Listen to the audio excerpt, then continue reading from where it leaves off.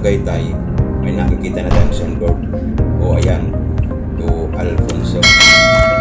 Pag unahan natin ng konti, kakanan na tayo. Yun na yung papunta ng Alfonso proper.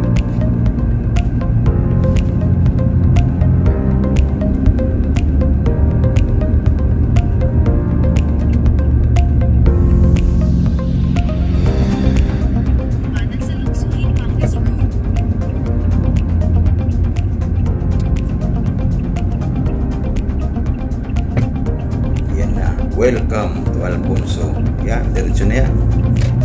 Pagkaraan ng 1.5 kilometro, kaliwa sa Longsuin sa Sugin Road. Yun nga lang, pagdating dito, umipot na yung kalsada eh. Yung lumit na siya.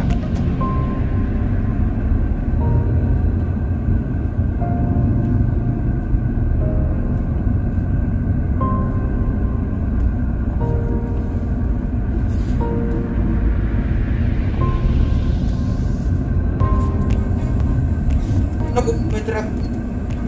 Kaita ngayon nito. Kalusot kaya tayo nito. Sa kabila, tingnan yung side mirror, baka sumagit. Iyan. Lumusot.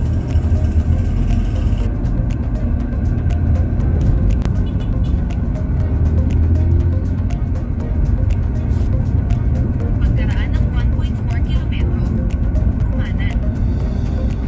May nasiraan.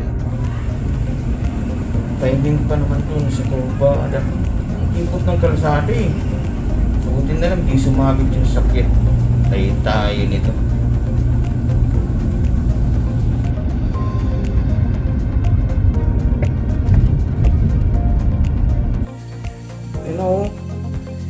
Urogin na pala tayo.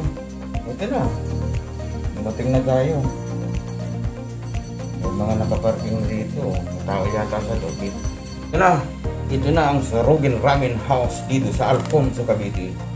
Titingnan natin kung ano talaga ang namin.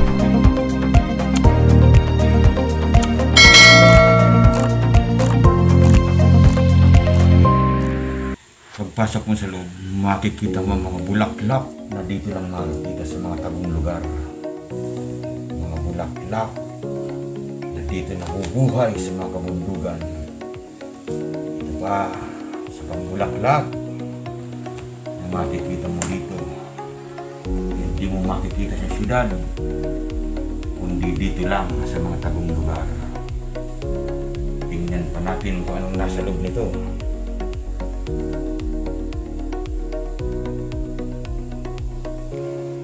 Maraming marka na nakasulat ng hapon. Ayan pa, may nakikita pa akong marka na nakasulat ng hapon.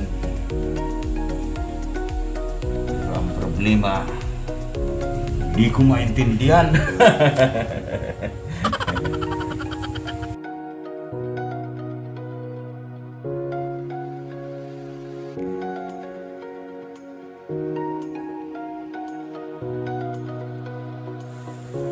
Napakaganda talaga dito. Totoo nga yung sabi nilang parang nasa yung nasa Kyoto, Japan. Ganun nga yung pormahan dito eh. Maganda itong lugar. Napakaganda.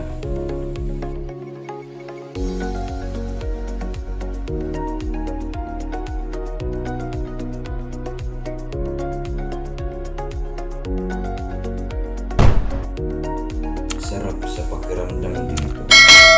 Ayos ang klima.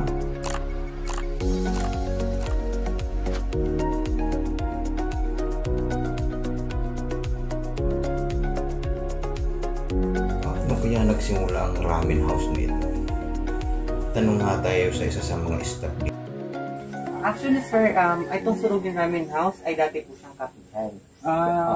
Pero hindi po siya nag-bloom. Oh. So, nag-isip po ng bagong concept yung aming boss. Then, since ramen lover po siya, tsaka nag-travel naman po siya, kaya po yun po yung naisip niya na subukan ng ramen since yung klima po dito, malamig po. Nakakagulat naman dito. Hindi Hindi mo akalain na mayroon palang ganitong kagandang lugar dito. Kung iisipin mo, liblib ng lugar eh. Parang nasa kabundukan na. Saka totoo yung sinasabi nilang itong lugar daw na ito parang kamukha ng Kyoto, Japan. Yung food ninyo dito, yung ramen, saan ginagawa yun? Paano? Homemade po yung Homemade ninyo. So, kayo talagang gumagawa ng ramen noodles niyo. Opo, kami po. Ilang flavor ba ang bestseller ninyo? Ang best seller po namin dito, sir, yung ramen po namin. Yun po yung medium spicy. So, kapag ayaw na po ng spicy, meron po tayong nori. Miso-based din siya. Then yung curry ramen po namin, breaded chicken po yung nasi. And the rest po, beer broth, tsaka puso-pusi na po. Tingin na tayo dito. Kaiba naman dito. Yung order dito sa labas. Order po natin ay si Churaimen po. Ano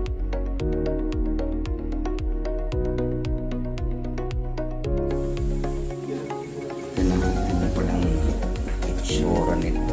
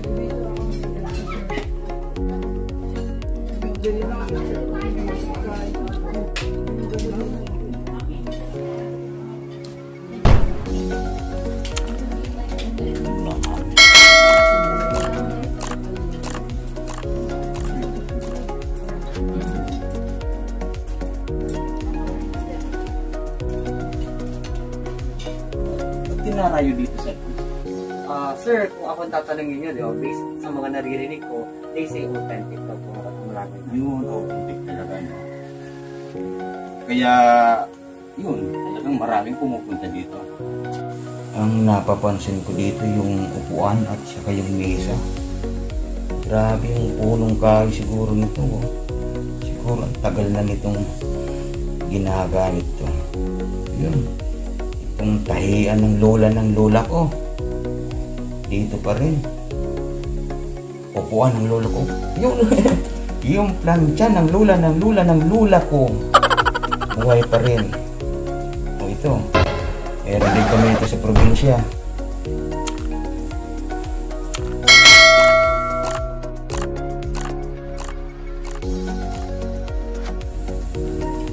Itong anggulan na to, ito yung pinakamaganda oh. Para ka talaga nasa Kyoto, Japan. Ganda oh.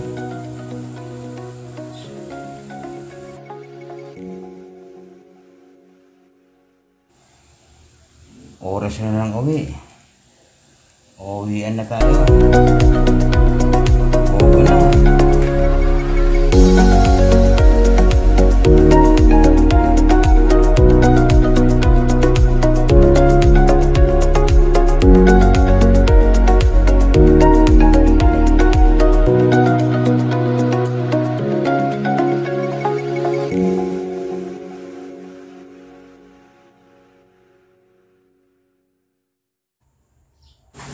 Ano nangyari yan? Natumba ng bata. Yung camera. Tiga, bakit?